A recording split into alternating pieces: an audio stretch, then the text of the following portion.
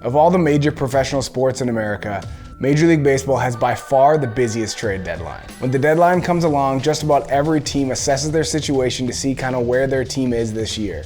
And every team decides whether they're buyers or sellers come the deadline, right?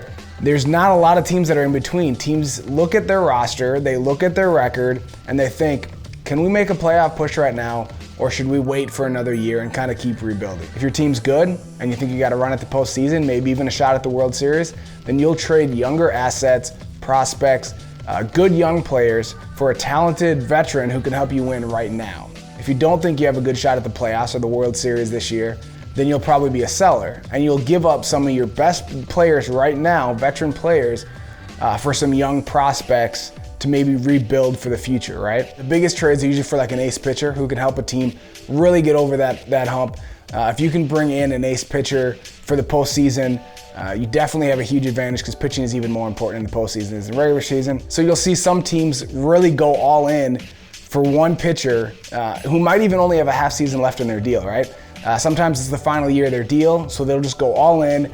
They'll get what they can, get them for that half of a season, hopefully make a playoff push, maybe have a shot at the World Series, right? Cubs did this a few years ago with a relief pitcher, Chapman, and they won the World Series. That off season, he actually left and went back to the Yankees where they traded him from.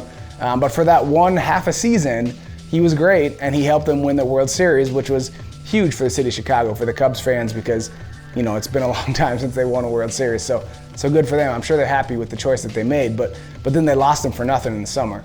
The biggest, most well-known example that I can think of was the big unit back in the day, Randy Johnson. The Astros traded for him just for the second half of the season, and I think he pitched in 11 games, won 10 of them, but then they failed to win in the postseason.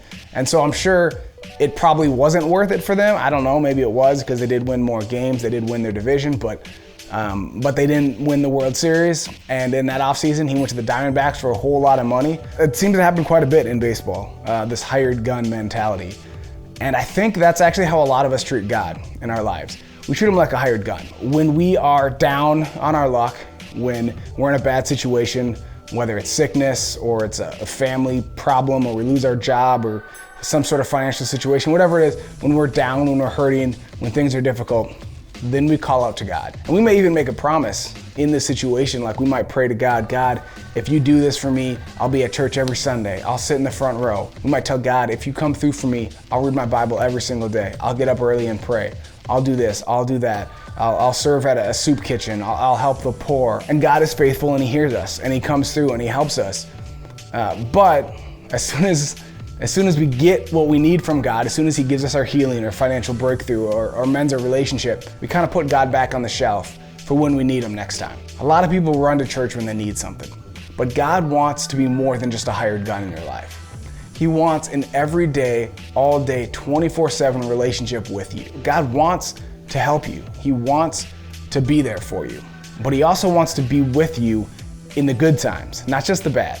The creator of the universe wants to have a 24/7 relationship with you. Don't just treat him like a hired gun.